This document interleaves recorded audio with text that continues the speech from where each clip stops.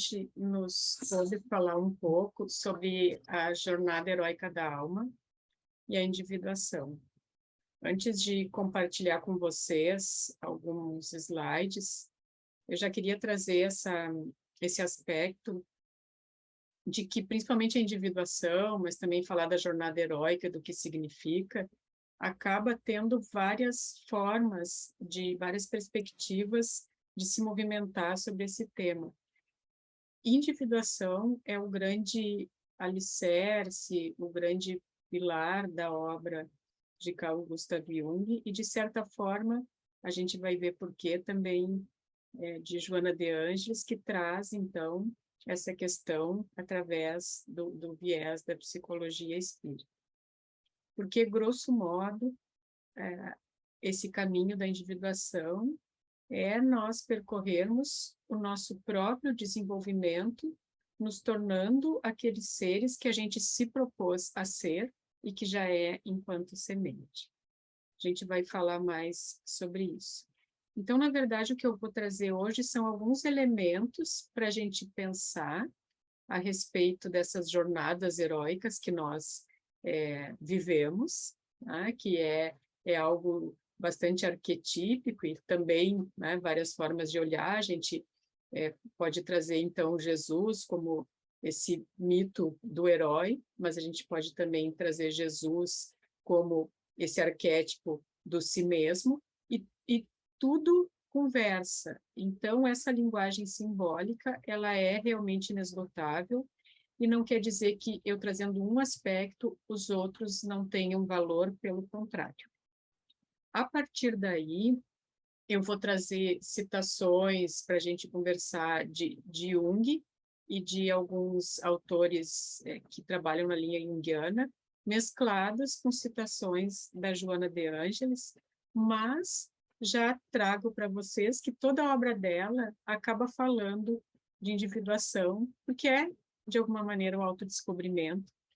Então, além do Em Busca da Verdade e Psicologia da Gratidão, que trazem alguns aspectos, qualquer livro que a gente pega tem uma forma de olhar para isso. Tá? Então, realmente é um assunto inesgotável, encantador.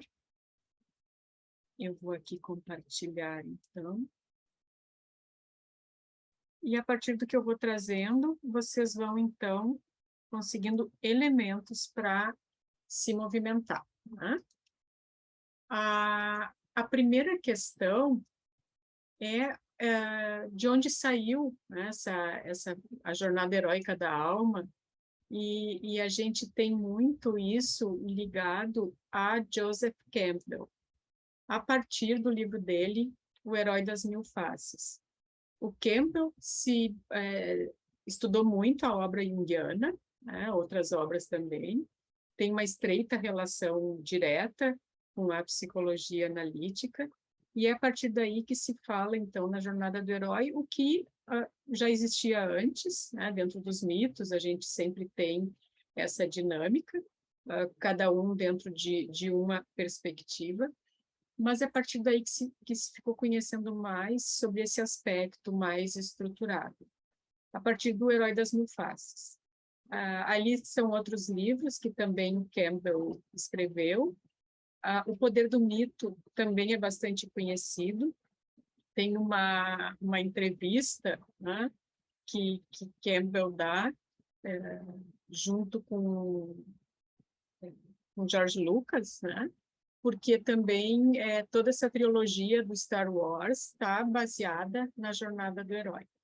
O que a gente, nesse momento, não vai se ocupar de avaliar cada personagem, mas ali a gente tem todos esses personagens que são, de alguma maneira, partes nossas. Né? A gente tem a questão da sombra ali no Darth Vader, a gente tem a questão do velho sábio, do mentor, então assim a gente pode ir reconhecendo esses personagens. A gente tem a questão da partida, né? Do retorno, das provações, e assim vai se dando essa jornada do herói.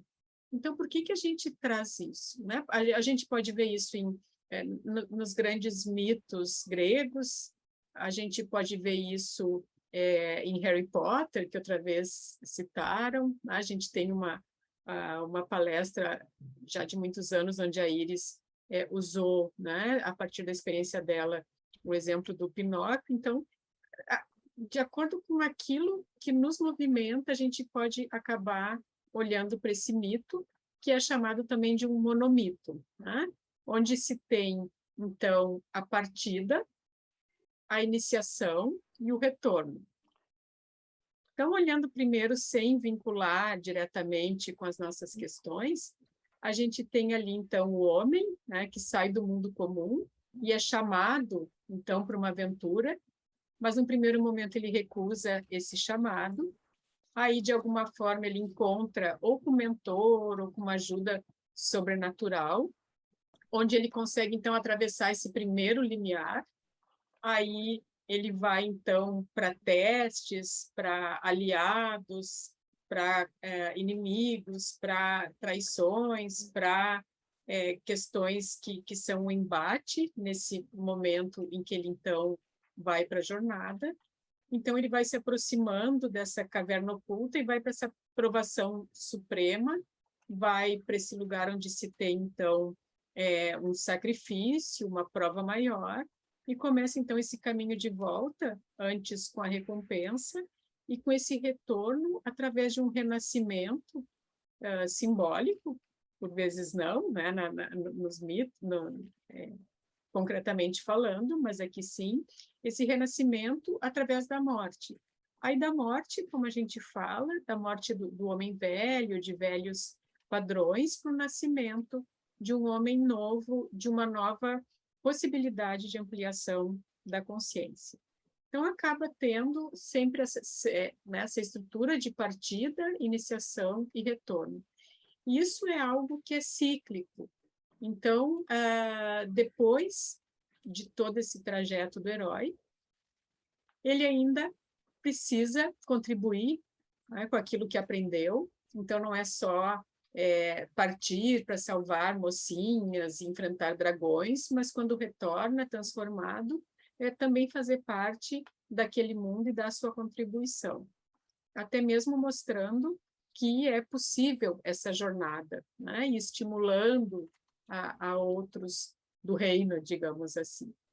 Então, esse mito, do ponto de vista simbólico, ele vai nos ajudando a perceber que, através desses embates da vida, existe essa possibilidade de desenvolver a consciência do ego, de achar, de buscar uma energia para vencer essa inércia do inconsciente, né? Então, para eu salvar a mocinha do dragão, né, ou salvar alguém frágil do dragão, eu preciso vencer muitos medos, muitas ideias já pré-concebidas e realmente me usar de uma energia que me impulsiona, né?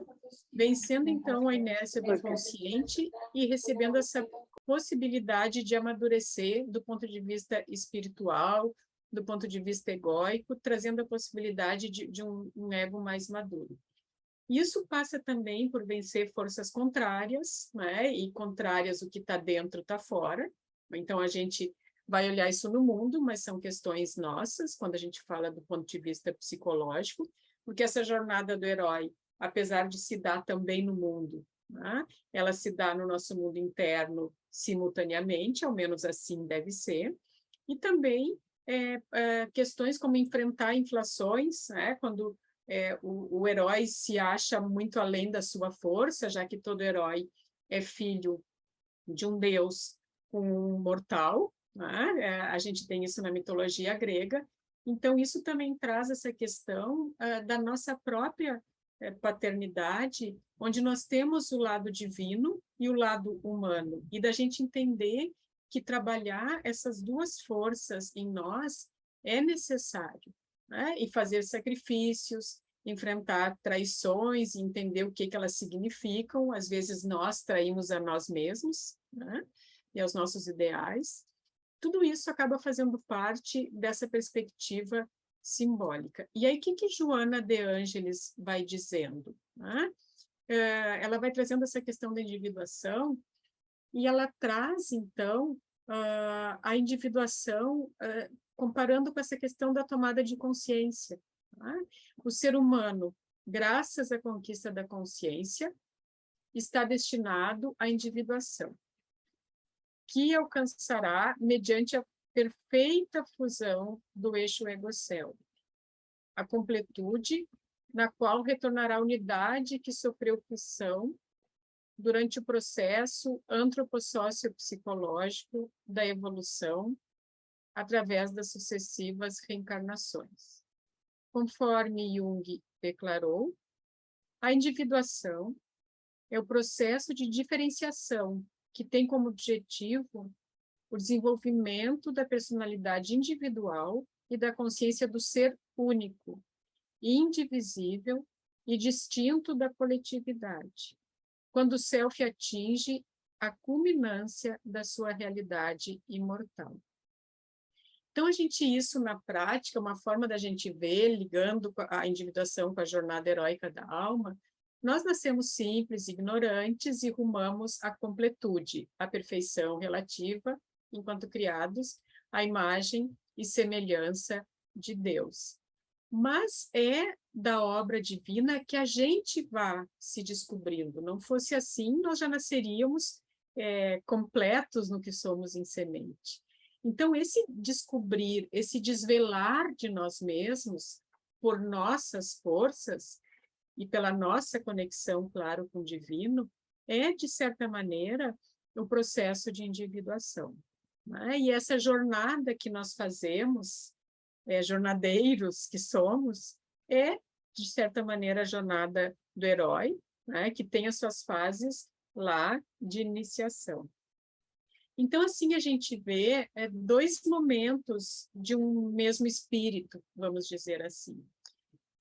Desde criado simples e ignorante até ao seu destino, né, inevitável, esse deutropismo, de atingir os mundos felizes, celestes e comungar em plenitude com o Criador, ou seja, uma individuação de uma forma muito mais ampla. E a cada vez que a gente reencarna com questões a trabalhar, a partir daquilo que a gente necessita, a gente pode ver como uma individuação relativa, tá? Uma possibilidade, né, de individuação relativa no sentido de nós encarnarmos e conseguirmos cumprir da forma mais completa possível, dentro das nossas possibilidades, dificuldades e atributos já conquistados, cumprir com essa encarnação. Então, a gente sabe que se, por um lado, em uma encarnação nós não vamos nos tornar angelicais, por outro lado, a gente também sabe que em uma encarnação a gente pode fazer muita coisa, tá? Por nós e pelos outros, no sentido de dar a nossa contribuição também na obra do Criador.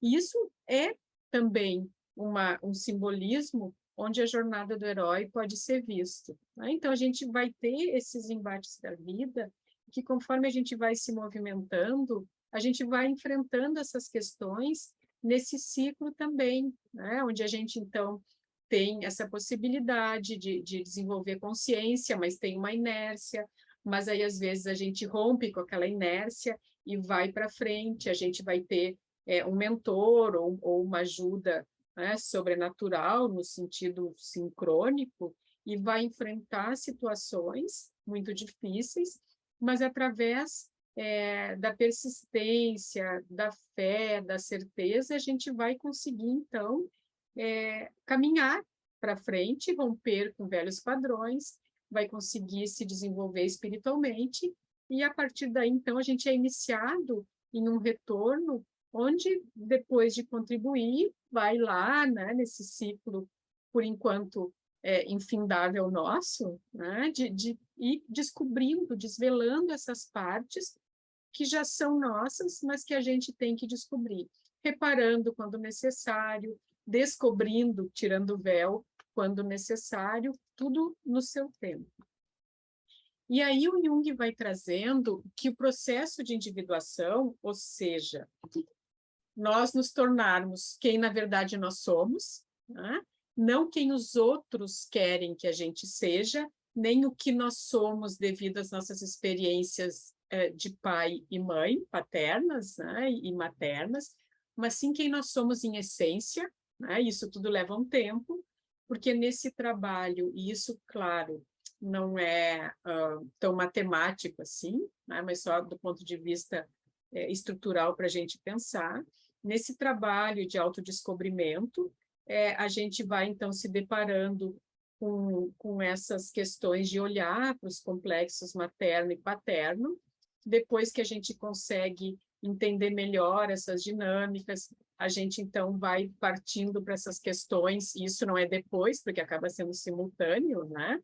A gente tem essas questões de confronto com a sombra, né? Com essas partes que a gente não reconhece em nós.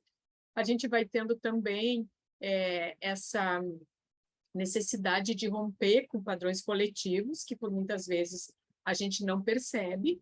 Então, depois que a gente tem todo um trabalho e dá uma respirada, a gente, por vezes, se dá conta que está suprindo demandas que nem nossas são na intimidade, mas sim que vem lá do coletivo, de uma expectativa que nós inconscientemente tentamos suprir. A gente tem o embate com a ânima e com o ânimos, o reconhecimento e a integração. Então, o caminho é longo, né? Nesse autodescobrimento. O que a gente pode fazer, apesar de não serem, na essência mesmo, assim, sinônimos, mas a gente pode fazer uma comparação muito tranquila com a reforma íntima, né? Mas no processo de individuação, então, voltando aqui, o Jung diz que tem dois aspectos principais. Por um lado, é um processo inteiro e subjetivo de integração. Eu integrar as minhas partes. Mas, por outro, é um processo indispensável de relacionamento. Um não pode existir sem o outro. Mesmo que ora um, ora outro predomine. Isso eu acho bem importante a gente ir percebendo, né, gente? A esse aspecto duplo correspondem dois perigos típicos. O primeiro é que o sujeito, nós, use a possibilidade de desenvolvimento espiritual oferecida pela confrontação com o inconsciente para se subtrair de certos compromissos humanos mais profundos e exibir uma espiritualidade que não resiste à crítica moral.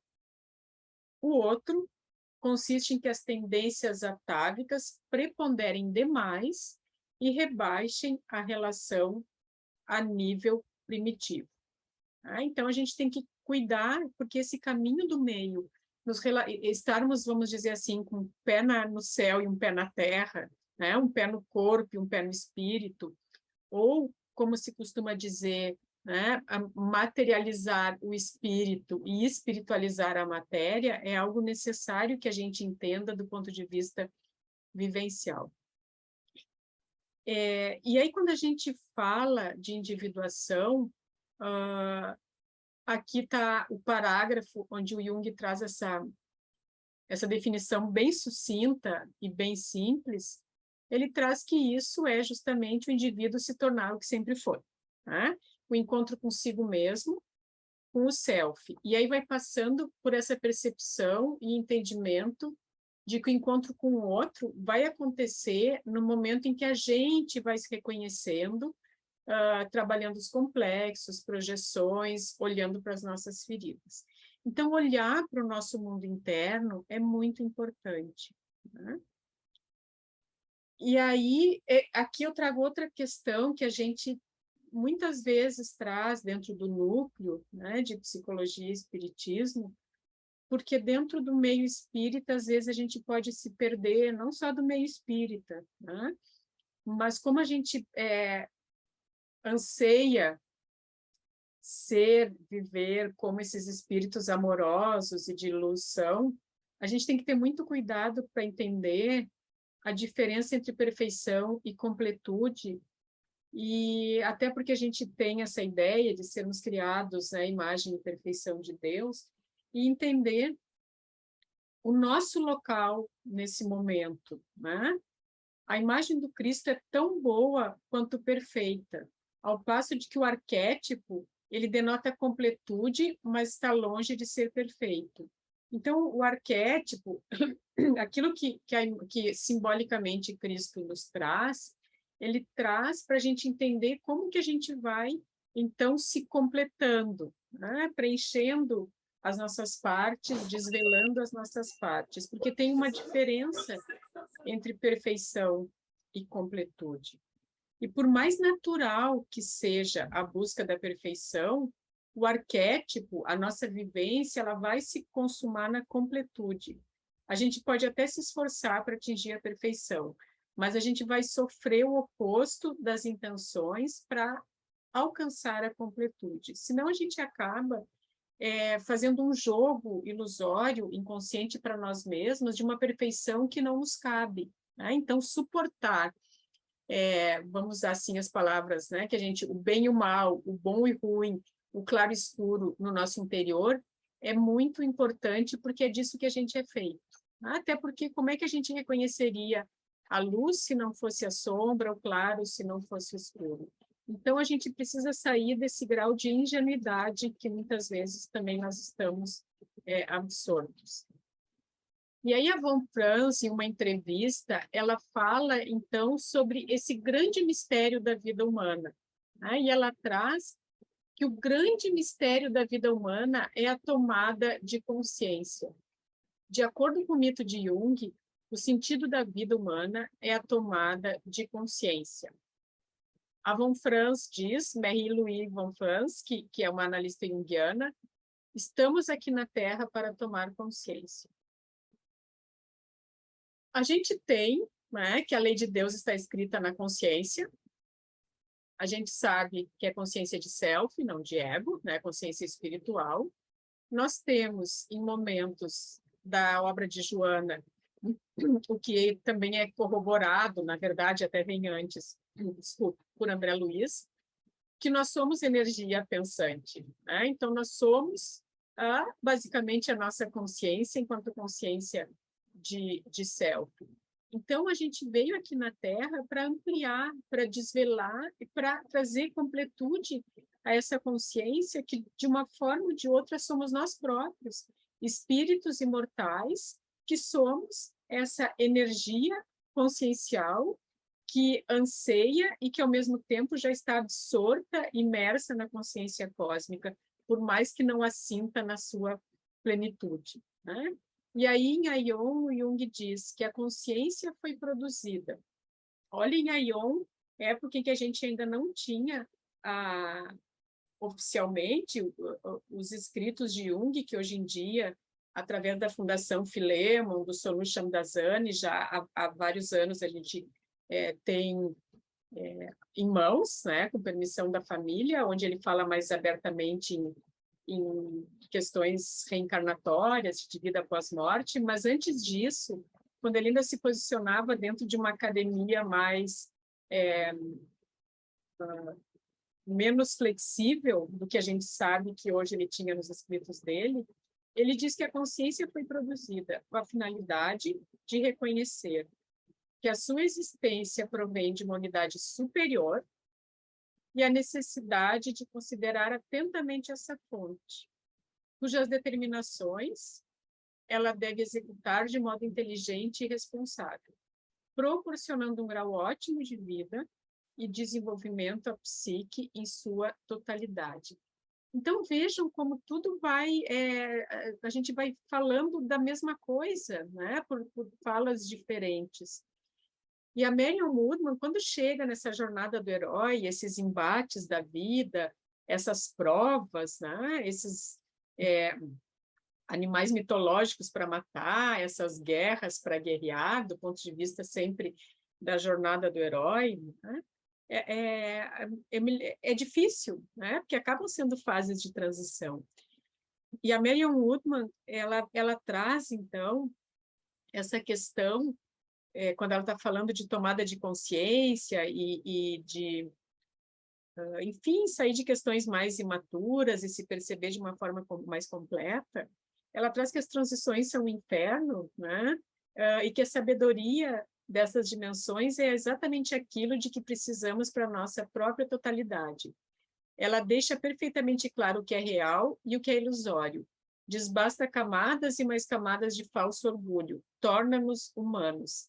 Então, nessas provas que a vida traz, que nós precisamos, então, acionar o nosso herói interno, elas são difíceis, são, por vezes, vistas por nós, enquanto lentes do ego, como intransponíveis. Não vou conseguir, isso não é para mim, é maior do que as minhas forças. Mas se a gente se atira, no sentido de não ingenuamente, mas de enfrenta a vida, paga o preço por estar nela, confia, e de uma forma, claro, com uma fé raciocinada, fundamentada, sem se diminuir, mas também sem se colocar acima das suas forças, a gente enfrenta. As dificuldades são muitas, mas a chance de que a gente se torne mais completo e vá perdendo essas camadas, não só de um falso orgulho que nós temos muito, apesar de, por vezes, a gente não perceber, né? Mas vai perdendo também essa ilusão de que nós não conseguimos, né? Essa vontade de ficar deitadinho no colo da grande mãe, só recebendo, sem dar. E quando a gente consegue, a gente percebe que tem essa força interior, que tem esse herói interno. E esse herói interno, ele também é o nosso self falando. Então, a forma de nós vermos o que simboliza o herói, ela não é uma só, né? Mas ela traz essa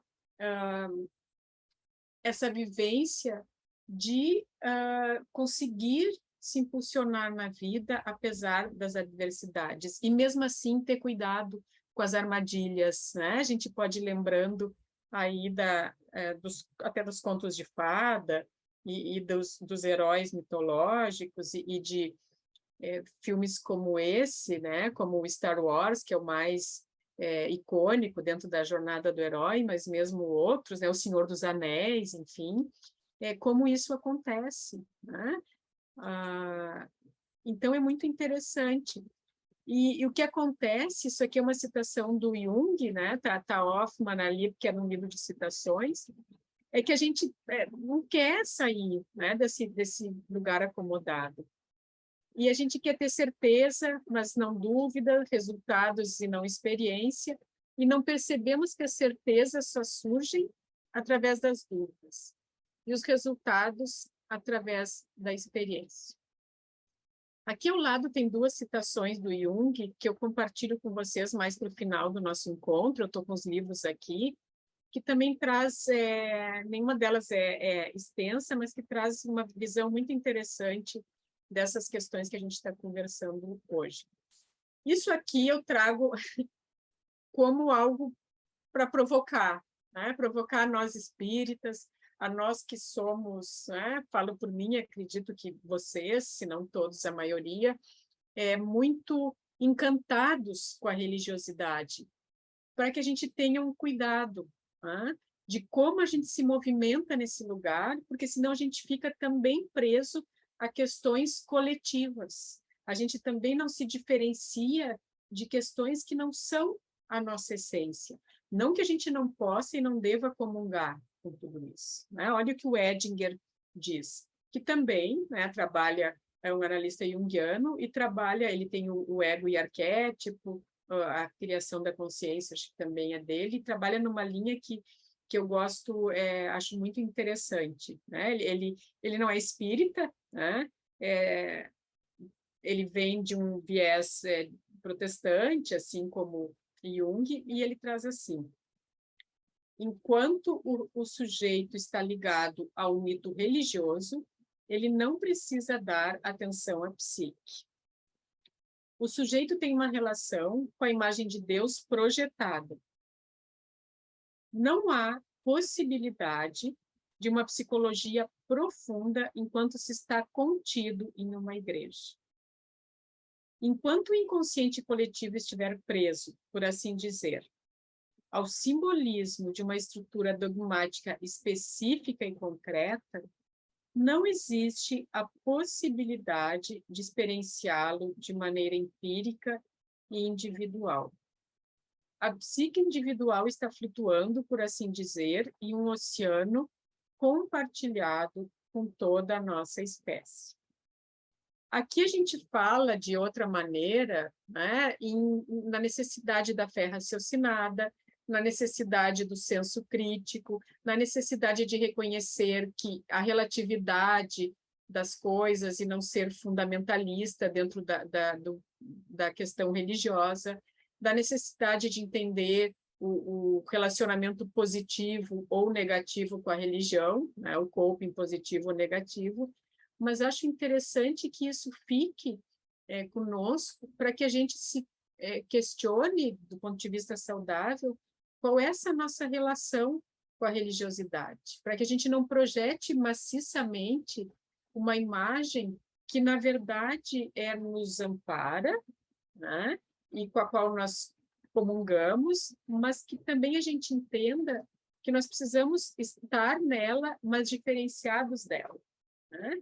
Estar no mundo, mas não estar identificado com o mundo. A mesma questão, estar na religião, mas não estar identificado com a religião, né? No sentido de ter uma visão caleidoscópica, desculpe. E aí, o Kant é citado por Otto. Otto fala muito do luminoso, né? Então, esse aqui é justamente sobre o livro do Otto a respeito disso, onde ele diz, então, dessa necessidade da experiência, né? Que é algo que também a gente vê em Kant muito forte, é algo que William James, quando traz justamente aquele livro tão importante e que estrutura muitas pesquisas científicas na área da espiritualidade, da religiosidade, quando fala das variedades da experiência religiosa, e mesmo Jung, que traz essa questão da experiência, né? O quanto a experiência é importante, né? Experienciar, viver. E aí a gente lembra também do próprio Cristo, né? Ele falava, ele tinha palavras, claro, belíssimas, que vieram através dos seus apóstolos, né? Mas era o exemplo dele, e é o exemplo dele que nos movimentava. Então, aqui, o que a gente lê, né, que é Otto citando Kant, não há dúvida de que todo o nosso conhecimento começa pela experiência. Afinal, de que maneira a capacidade cognitiva seria despertada para o seu exercício não fosse pelos objetos a tangerem nossos sentidos? Entretanto, mesmo que todo o nosso conhecimento comece pela experiência, isso não implica que todo ele derive da experiência, né? Vejam que é uma frase, é uma citação pequena, mas muito significativa para que a gente entenda que tem vários mecanismos se movimentando na nossa consciência para que a gente vá descobrindo a nossa completude. E aí o Whitman, na busca do símbolo, ele vai dizendo, então, porque nessa jornada do herói, a gente pode ver só como essa jornada da primeira metade da vida, né? Onde a gente, então, depois de adolescente, né? Ou mesmo os adolescentes em sua jornada do herói, se separando do pai e da mãe, né? Mas onde a gente, então, luta por uma faculdade, faz uma faculdade, vence o que queria ser, ou luta por ter uma família, consegue ter uma família e vence dentro do que queria ser, né? Uma mãe ali com seus filhos ou não, ou luta para passar a vida viajando, faz de tudo. Ou seja, a gente aciona o herói interno para realizar sonhos, no primeiro momento, externos, né? Mais voltados a essas questões da materialidade que são importantes, cada um dentro da sua experiência, né? Então, se do ponto de vista coletivo a gente tem aquela questão, né, ou da profissão, ou da família, como eu citei aqui, né, o que aciona essa possibilidade de uma jornada heróica nesse primeiro momento é muito relativo. Mas, com o passar do tempo, na esmagadora maioria de nós, né, fora aqueles que já têm um grau de consciência muito mais elevado desde o berço, né, o nascimento, chega um momento em que isso é bom, mas que a gente quer mais, né? Que as conquistas materiais, por assim dizer, já não trazem aquilo que alimenta a nossa alma. E são nesses momentos que, geralmente, onde existem as crises, crise da meia-idade, ou mesmo que antes, ou mesmo depois, em que existem esses confrontos, né? De um ego se notando finito e se confrontando com o self, esse ser maior que quer se manifestar. Então, é a partir daí que o Whitman vai dizendo no livro A Busca do Símbolo.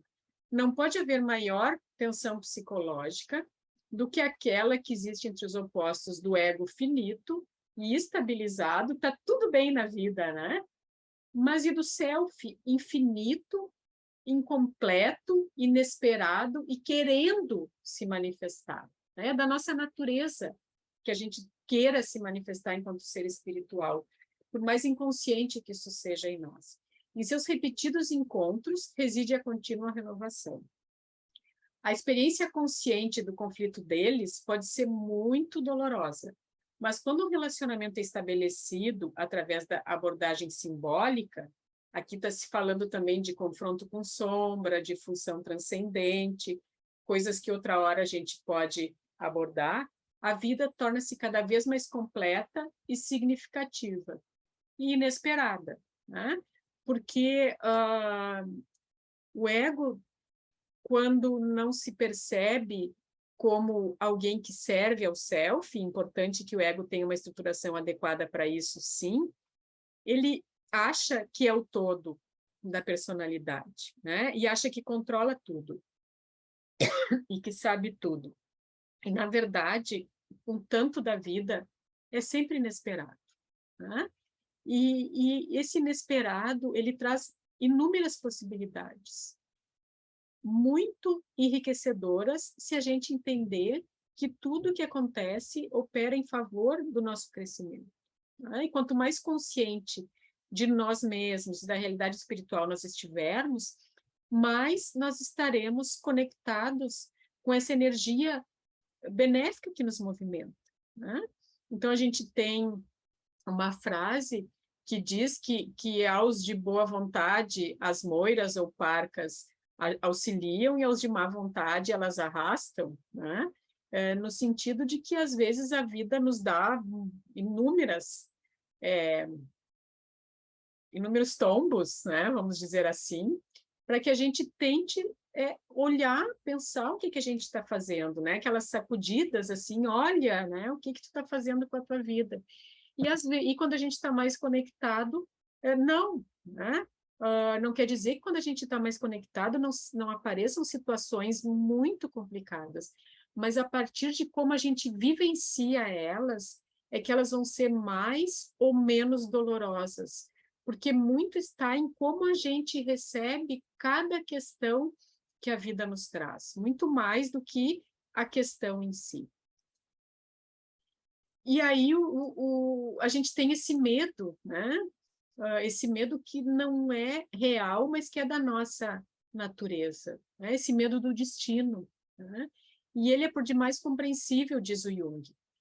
O destino, afinal das contas, é imprevisível e ilimitado, e ele tem perigos desconhecidos.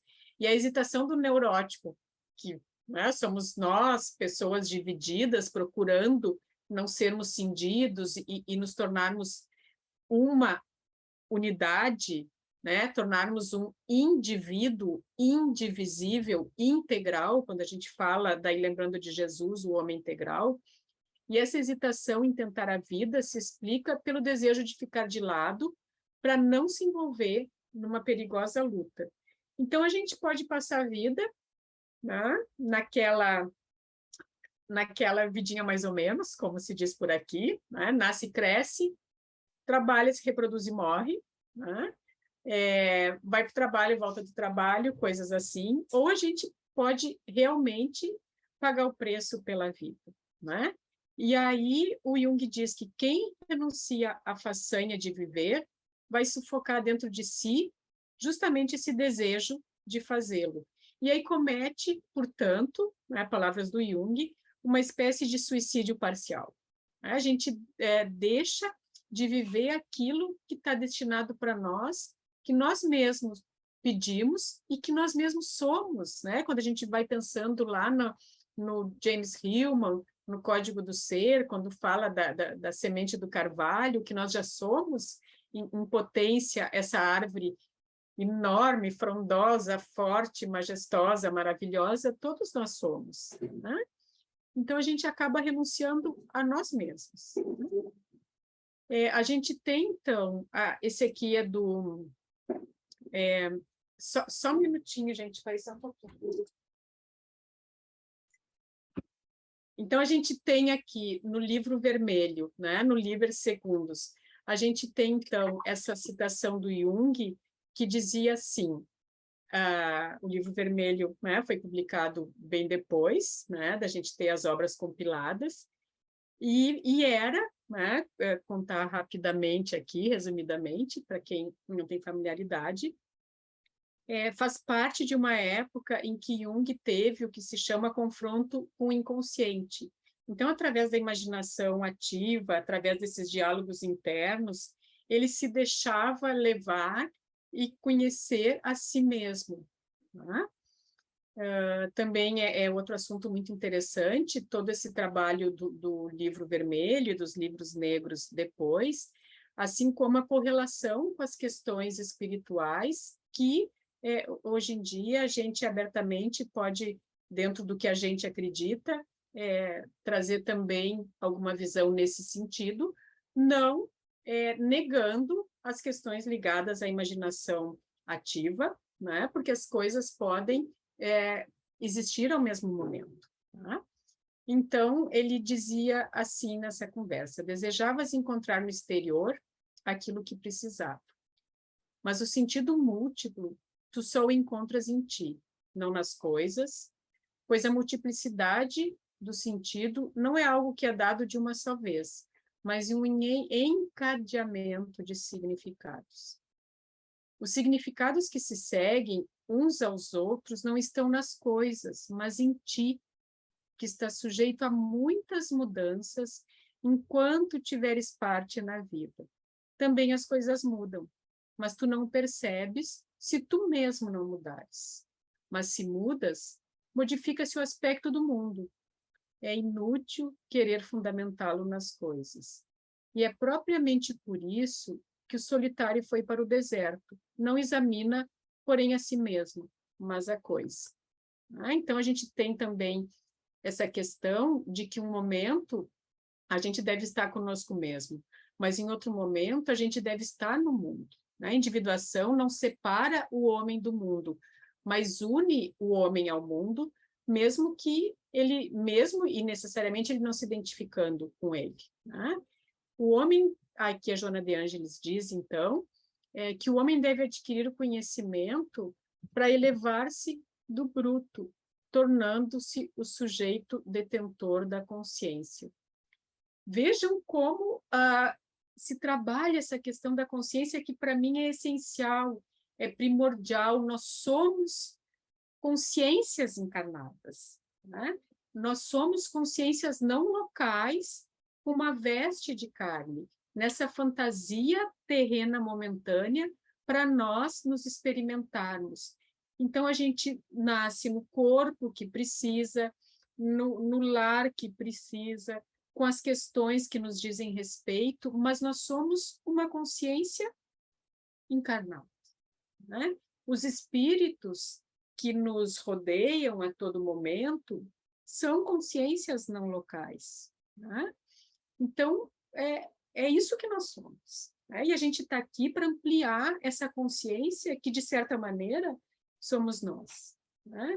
E quando a gente vê lá em 1901, para nem falar de antes de Cristo, já citei essas questões, mas em questões mais estruturadas, em 1901, Richard Brooke trazendo no livro Consciência Cósmica essa questão do quanto nós estamos e somos seres que rumam e que desejam e que têm o destino da consciência cósmica e que, através de uma mente intuitiva, ele já dizia lá, que nós vamos, no desenvolvimento da consciência, nós vamos desenvolvendo outros patamares, até chegar nessa consciência mais intuitiva, onde nós vamos, então, realmente fazer parte da obra de um todo. Lá em 1901 ele dizia isso, e depois a gente tem aqui os espíritos dizendo a mesma coisa, né? Que sabe lá qual deles influenciou também esse livro, mas tudo acaba nessa questão de consciência, né? Ou tudo começa, enfim. E não basta conhecer, né, o homem, mas também viver a experiência de ser o objeto conhecido. Não somente conhecer de fora para dentro, porém vivenciar o que é conhecido, incorporando a sua realidade. E aqui, né, gente, essa questão de que tudo nos leva ao amor, né? Porque o que é a consciência cósmica, o que é essa jornada no seu final, se não essa busca e essa vivência do amor em sua plenitude. E aí a Joana que nos diz que o amor é a mais elevada e digna realização do self, que se identifica plenamente com os valores da vida. O self, então, passando a expandir-se em formas de edificação em todas as partes. Depois eu compartilho com vocês no grupo, né? Aqui são algumas referências que eu usei. E como eu comentei da série psicológica, a gente tem em vários locais, a gente tem essa visão da Joana. Ok? Bom, eu tenho, enquanto vocês vão, né, vendo se querem perguntar alguma coisa, enfim, eu quero dizer aqui o que eu separei para falar. Ah, tá aqui, eu não estava achando, eu pensei que eu tivesse que botar o óculos, achei, tá. Então, é aqui, tá, gente? São duas partes curtinhas, né, mas que eu achei bem interessante também. Um está no... Bom, a referência vai ali, um é nos arquétipos e o outro é no Psicologia da Religião. No parágrafo 284, o Jung fala assim: o ato principal do herói é vencer o monstro da escuridão. A vitória esperada da consciência sobre o inconsciente. Dia e luz são sinônimos da consciência, noite e escuridão do inconsciente. A tomada de consciência é provavelmente a experiência mais forte dos tempos primordiais, pois é através dela que se fez o mundo, de cuja existência ninguém suspeitava antes. Aí ele põe, né? E Deus disse, faça-se a luz. É a projeção daquela vivência imemorial da consciência se destacando no inconsciente. Então, também o mito do herói é trazido também como um mito solar, né? Esse mito que traz a questão da luz. E, bom, o outro eu vou deixar vocês falarem um pouco, o outro um pouquinho maior, então, se vocês tiverem alguma pergunta, antes de encerrar, eu trago a outra citação. Pergunta eu não tenho, mas abriu um leque enorme para pensar, porque eu sempre penso na consciência como espírito, e às vezes até fico pensando, será que as outras pessoas também entendem assim? Porque a terminologia consciência é tão vasta, né?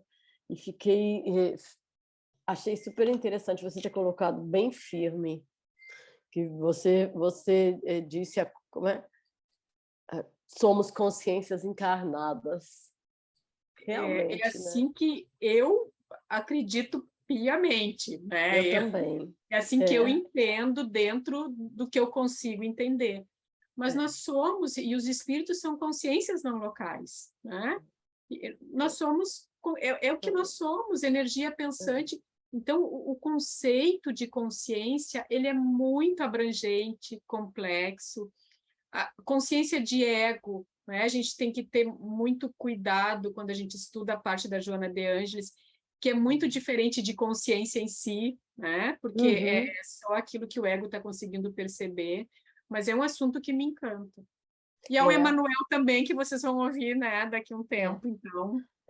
Obrigada, achei sensacional. E outra coisa, se eu posso ainda, antes de passar para a Cleide, muito importante o que você falou, acho, agora eu esqueci de anotar aqui quem era o autor que você citou, que falou sobre a religião e a espiritualidade, né? E ele, que você disse que ele era luterano, que ele é acho que ele falou no sentido da religião institucionalizada, né? A religião É o, como igreja, e é o acho que nós... Edward Edinger. Hum? Edward Edinger. Eu botei ali Ah, no chatzinho. depois eu vou olhar no slide e vou É anotar, isso. não dava tempo. E é muito interessante porque o Jung também, né? Ele é de uma família de protestantes, enfim, de religiosos, né? Então a questão aqui não é o protestante ou não, eu só trouxe o viés deles, mas somos nós que nos encantamos pela religiosidade em si, o quanto a gente tem que ter esse cuidado, porque é encantador, né? É encantador, mas ter esse cuidado de não perder o juízo crítico, né? De entender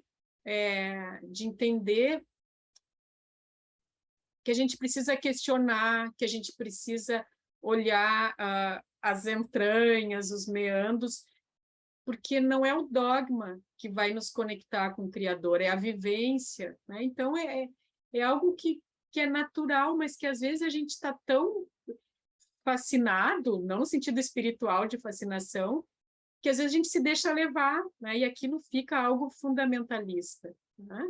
Sim, e aí incorpora quase como uma rigidez dentro do ser, né? É, Mas eu acho que aí a diferença entre a religião, espiritualidade e a religiosidade que a gente falaria seria essa busca de Deus, né? E o sim. dogma aí não teria lugar, onde a dogma, a igreja aprisionante, onde a espiritualidade, a libertação.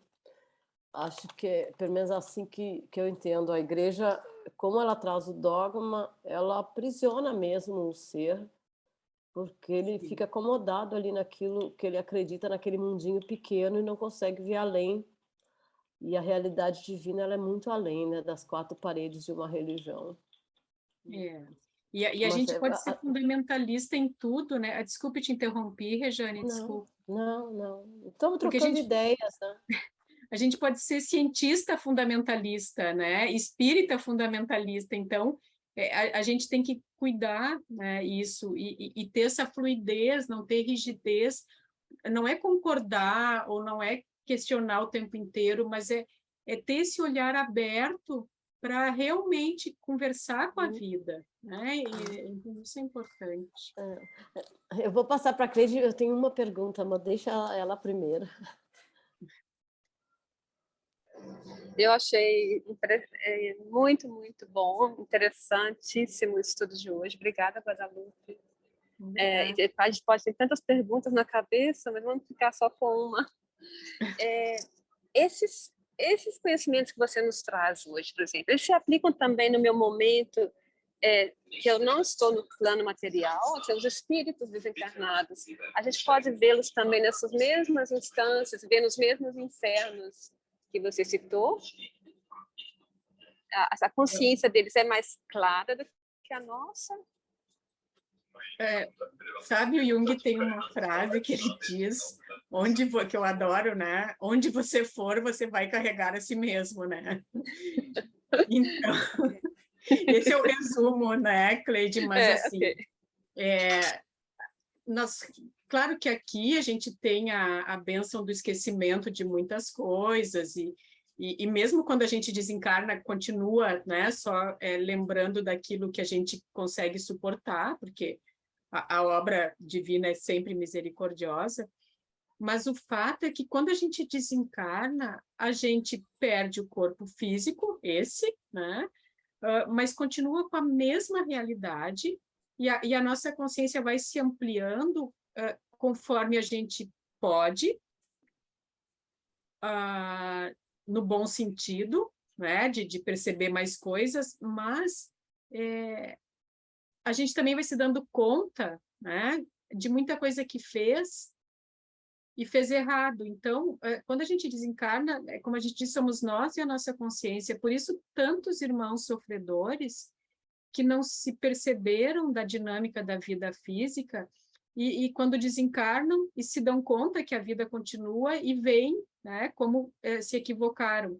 Assim como todos nós, né, de uma forma ou de outra, a gente vai se deparar com as nossas, colher nossos louros, mas também, né, com os nossos equívocos.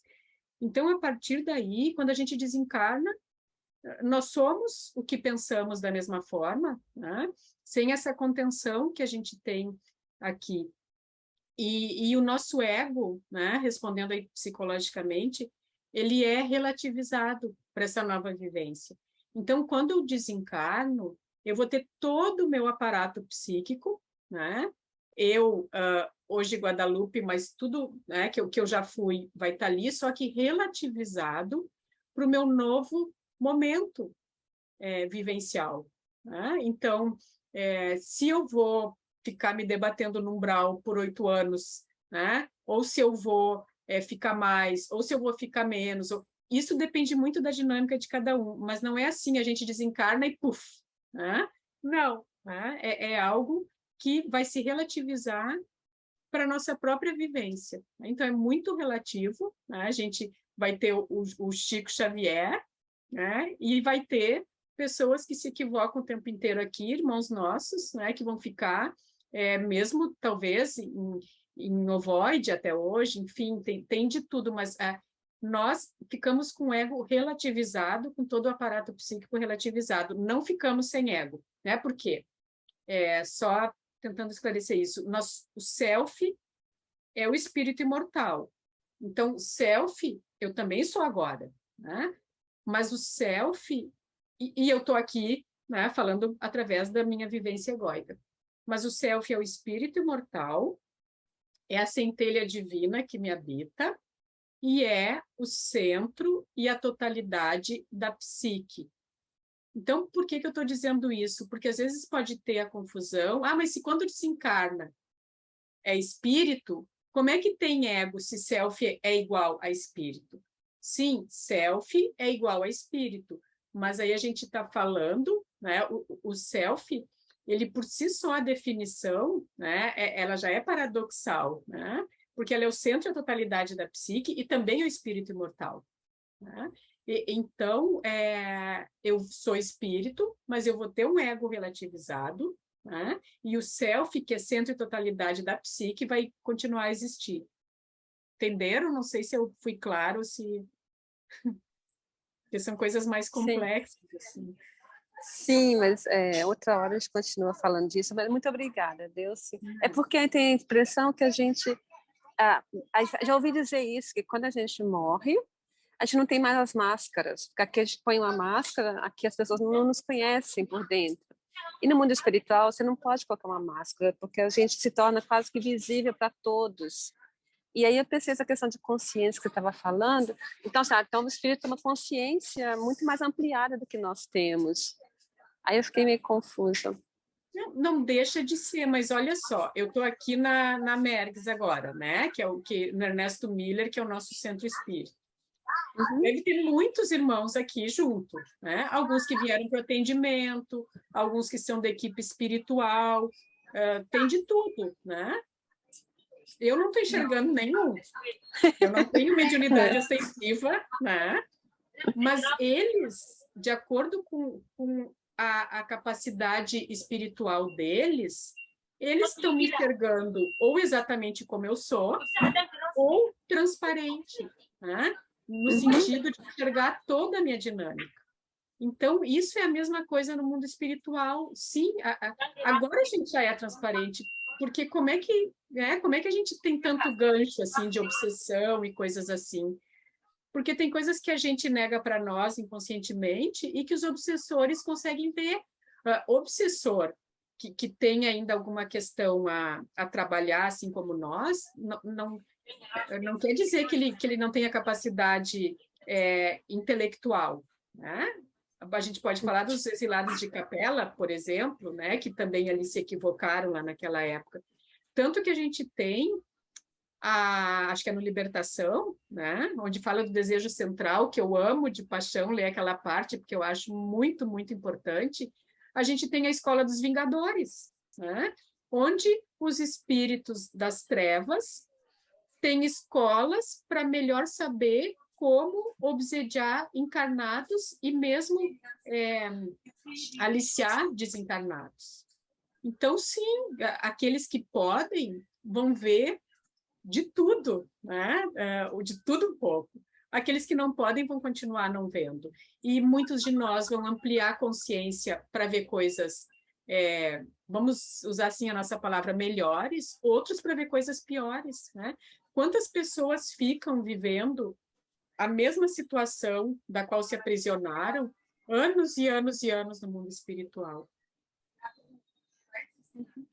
Tá. Muito obrigada. Desculpe tomar seu tempo aí, passa para a Regiane de volta. Não, não toma, não, imagina.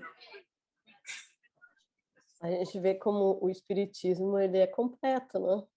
Não podemos falar do espírito sem falar das manifestações físicas da evolução do espírito, muito legal. Eu tenho uma perguntinha, assim, porque eu lembro que muitos anos atrás nós fizemos uma experiência de meditação com o Divaldo na caverna. E a caverna, como símbolo de Jung, você falou logo no início, eu fiquei associando, às vezes ela associada com o encontro de si mesmo, você entra dentro da caverna como mergulho da alma, né? E às vezes também como guia, como um encontro com o mentor. Aí eu sempre fico pensando o que realmente representa essa caverna. É a nossa alma, a entrada na psique para nós entendermos os nossos conteúdos, e o nosso mentor mergulha conosco nessa caverna, entra conosco. Como é que o Jung, como é que você vê isso? Caverna, como qualquer outro símbolo, onírico ou de visualização, enfim, como definição de símbolo, tem significados inesgotáveis. Então, para cada um de nós, vai significar uma coisa. Uhum. Além dessas questões, em certos momentos, ela também é linkada, né, às questões maternas, por lembrar o útero, por lembrar o recipiente. Então, isso é muito relativo. Mas, e aí depende da vivência de cada um, em que aspecto que apareceu, e não existe certo e errado. Os símbolos, eles têm isso, eles movimentam a nossa energia psíquica. Então, para cada um de nós, aquilo que traz é o que é, né? Agora, do ponto de vista prático, para a gente brincar, entre aspas, mas ir se conhecendo, tem alguns dicionários de símbolos. Tem dois que são bem legais, o que a gente mais costuma... eu acho que... eu me lembro bem da capa, que é uma mão, assim, eu acho que é Taschen, eu posso botar depois, mas o que mais a gente costuma trabalhar, que é mais texto mesmo, é o Chevalier, né? Que é o dicionário dos símbolos Chevalier. Então, a partir daí, né, fica assim uma dica legal da gente começar a tentar olhar para as nossas questões de uma forma muito fluida e não determinada, porque sonho, né, e imaginação ativa, enfim, não é assim, né? Sonhar com cobra é tradição, traição, sonhar com dente é morte, sabe? Não é assim, né?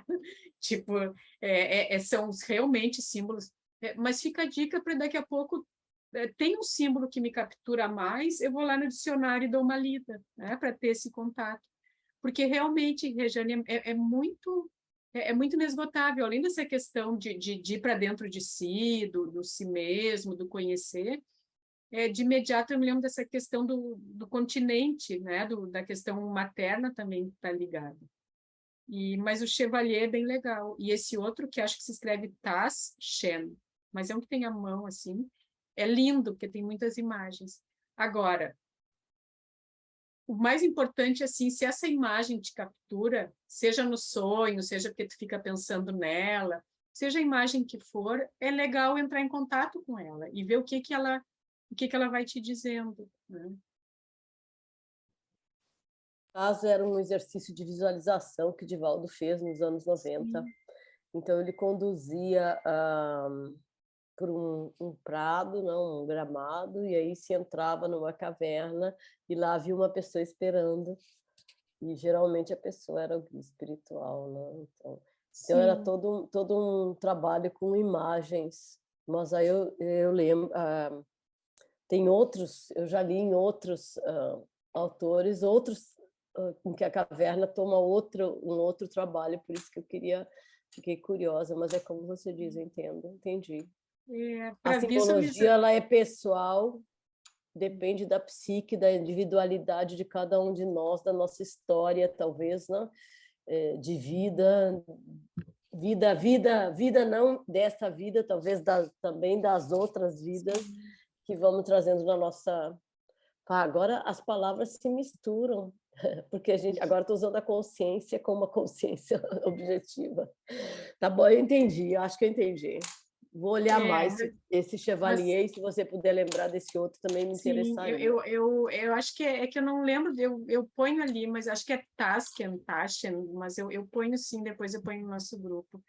E o Chevalier, esse outro é muito bonito, assim, tem muitas imagens. E o Chevalier a gente é mais comum, né? Mas muito bom. Mas o símbolo é isso, ele não se esgota. E mesmo assim, para mim, né? O símbolo hoje tem um significado, daqui a um ano tem outro. Então, mesmo para a pessoa, né? O símbolo, por definição, ele é inesgotável, né? Nos seus significados, diferente do Eu vou sinal. E, entender. claro, nessa visualização, a caverna tinha... Ela é dirigida, daí a visualização terapêutica, então ela tinha esse objetivo, né? Mas Isso. quando a gente trabalha de uma forma assim mais ligada aí ao autoconhecimento, vamos supor que teve isso, mas eu fiquei com aquilo, né? Ou daqui a pouco uma imagem lá, eu estava imaginando a minha caverna, mas lá no cantinho tinha uma pedra verde, né? Então, e aquilo me capturou. Então, isso é interessante a gente ver quando algo fica na nossa mente, ver o que está Que ela querendo está dizer, trazendo. né? Entendi. Como Obrigada. uma brincadeira entre aspas, né? Sim. De se ouvir, Como, né? como você disse, os símbolos transmitem, né? E Eles vão também como movimentando a nossa simbologia energia. é informação, Sim. a informação está contida nele, né? A informação da consciência. Ainda tempo ou já estamos atrasados? Foi muito rica a palestra. Que bom que gostaram. Tem tempo. Uhum. E outra coisa que você mencionou que eu acho importante ressaltar para todos nós é que você falou super claro, a individuação é o processo de diferenciação e a gente não se dá conta disso, que nós como espíritos imortais, nós somos uma individualidade, então nós estamos buscando essa individualidade. Achei isso, deu aquele Legal, salto quântico aqui quando você falou, agradeço. legal. Obrigada. E essa individualidade de entender que não tem nada a ver com egoísmo, individualismo. Quanto mais a gente se percebe na nossa unidade, na nossa integridade, no sentido de não estar dissociado, né? Mais a gente consegue olhar com um olho mais amoroso para o nosso irmão, ajudar mais, de forma mais completa. Então, eu acho muito perfeito isso, né? A obra da criação é muito linda. Obrigada. Obrigada. Já passou da hora, né? 12h15. Vocês têm Eu trabalho. posso ler para vocês aqui, para a gente eu não ficar devendo? Ou quer que eu só bote no grupo? Dá tempo? Como você queira. Tá, Depende vou do ler teu tempo. aqui então, senão vou deixar todo mundo curioso.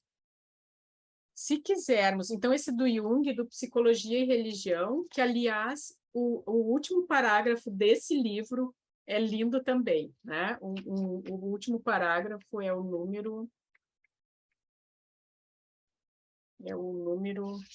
167, mas eu vou ler, é uma parte do parágrafo 140, uma partezinha.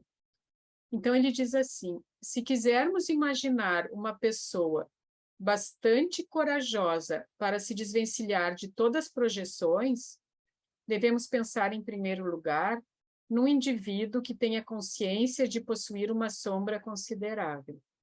Tal homem sobrecarregou-se de novos problemas e conflitos. Converteu-se numa séria tarefa para si mesmo, porque já não pode mais dizer que são os outros que fazem tal ou tal coisa, nem que são eles os culpados e que é preciso combatê-los. Vive na casa do autoconhecimento, da concentração interior. Seja qual for a coisa que ande mal no mundo, esse homem sabe que o mesmo acontece dentro dele. E se aprender a arranjar-se com a própria sombra, já terá feito alguma coisa pelo mundo. Terá conseguido dar resposta, pelo menos, a uma parte ínfima dos enormes problemas que se colocam no presente, boa parte dos quais apresenta tantas dificuldades pelo fato de se acharem como que envenenados por projeções recíprocas. E como poderá ver claramente quem não vê a si mesmo, nem as obscuridades que inconscientemente impregnam todas as suas ações? Jung é algo, né? Então é isso, né, gente? É um trabalho conosco. Quanto mais a gente se olha, mais a gente contribui com aquilo que a gente quer, né? Que é realmente aprender a amar, aprender a servir, mas de uma forma mais genuína, mais completa e mais consciente, né?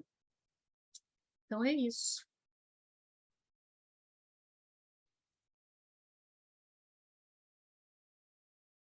Então vamos à oração e finalizar. A Andréia quer falar.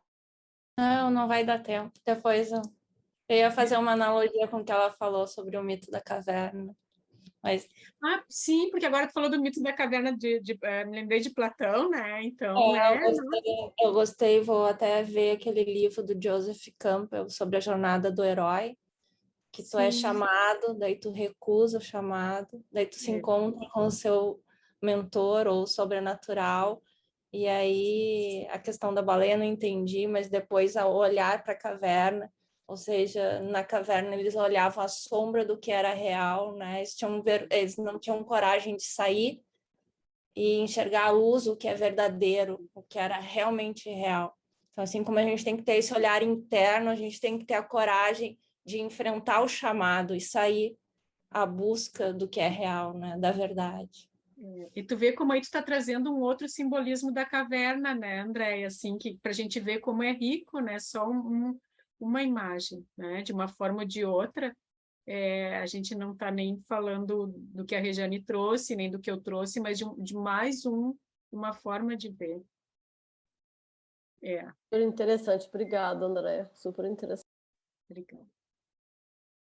Então, vamos agradecendo a Deus, a Jesus, a equipe espiritual que nos ampara, que sustenta esses momentos, trazendo a inspiração, trazendo aquilo que é necessário vir à luz, para que possamos melhor, aprendendo a nos conhecer, servir aos nossos irmãos, a obra divina, a desenvolver o amor, a caridade, a fraternidade. Pedindo que nossos rogos se estendam a todos os irmãos necessitados, encarnados, desencarnados, e que a nossa onda mental seja de apaziguamento dessas almas sofredoras, que nos protejam nossos amigos espirituais, para que possamos seguir a nossa encarnação, aprendendo a ajudar, nos ajudando, aprendendo a amar. Gratos somos pela oportunidade de aqui estarmos, pelo pão nosso de cada dia, pela vida, por tudo que a vida nos traz. E pedimos dessa forma a proteção divina a todos, o encerramento do nosso encontro no dia de hoje. E que assim seja. Tá. Obrigada pela companhia.